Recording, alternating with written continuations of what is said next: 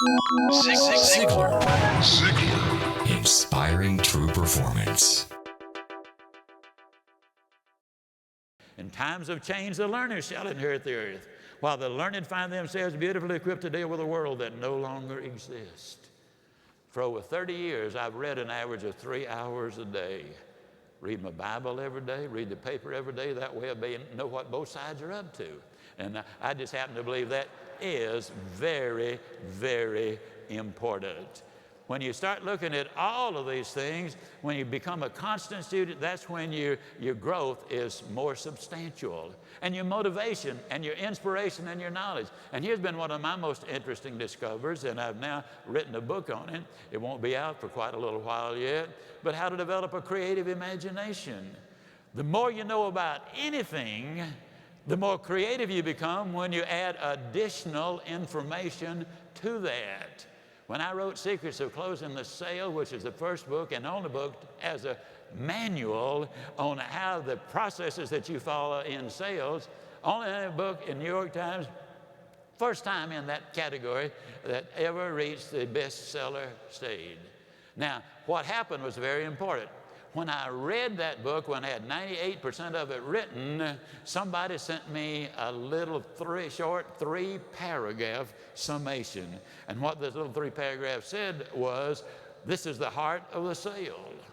It was 3 short paragraphs. I read those 3 paragraphs and I added 50 pages to the book. I'd been selling since I was 8, been sales training since I was 21. I knew a lot about sales. The new information revolutionized a whole lot of things. Keep on growing. It helps a whole lot of people. When you talk about relationships, Harvard Business Class in 1949, almost a little over 49% of all of the graduates, a study was done on them, and this class of 1949, 49% of them were at least vice presidents in major corporations. When asked how they accounted for that, and CNN did a telecast on these men, they said, well, number one, our wives were supportive. Their careers were built on integrity. They were risk takers, but they were not gamblers. What do we do at our company? How many of the things do we teach and what do I teach that are so important to me as I'm talking about it now? Our mission statement includes a big frying pan to be the difference maker in the personal, family, professional, and spiritual lives of enough people to make a positive difference in the world. That's a pretty audacious mission statement, ladies and gentlemen, but it's got to be built on character. Are we being successful in that? Well, over 40 languages of what I've been teaching have been printed and used. We've got several information bits that really have made a difference in the lives of other people. In short, with 40 translations of our work in different languages, we're reaching an awful lot of people. Now, we teach things that are generally not taught in school, as I already have said, but I want to talk about another little factor. 90% of the visits to medical doctors are directly or indirectly related to stress. 90%. If we can reduce stress, and incidentally, the same process that reduces stress is exactly the same process that will enable you to have a long-term balanced career.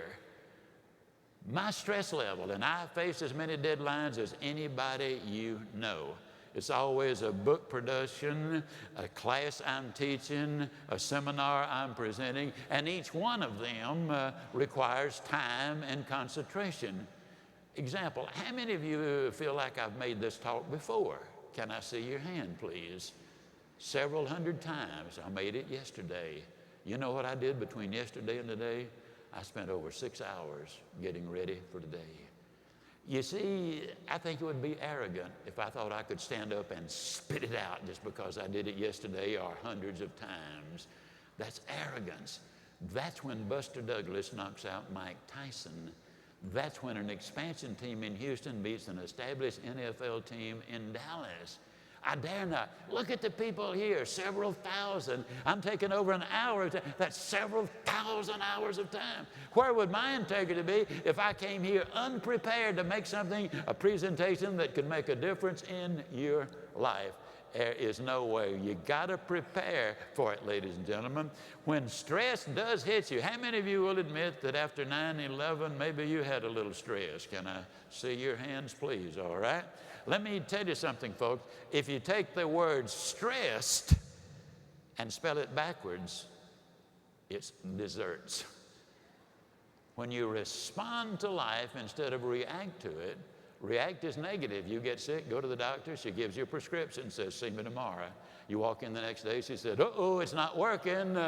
We have to change their prescription. You get a little nervous. But if she smiled and said, hey, it's working.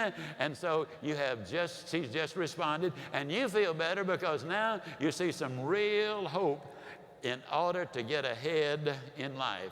But I don't care how optimistic you are, and incidentally, for what it's worth, I am an optimist. I'd take my last $2 and buy a money belt with it. I mean, that's the way I'm put together.